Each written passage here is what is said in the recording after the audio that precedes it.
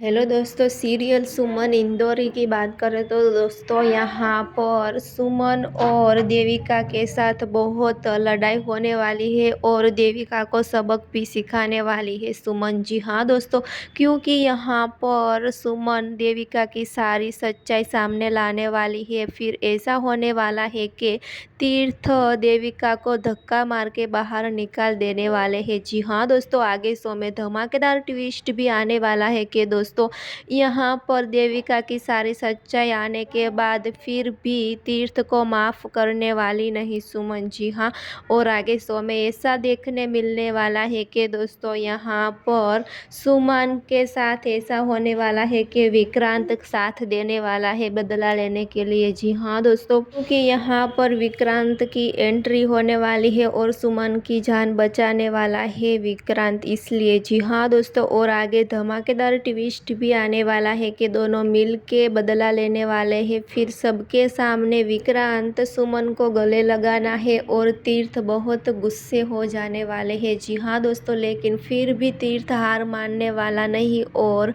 ऋषि का रिपोर्ट करने वाला है। हाँ दोस्तों, और आगे देखने के लिए जुड़े रहे किरण सीरियल स्टोरी के साथ दोस्तों।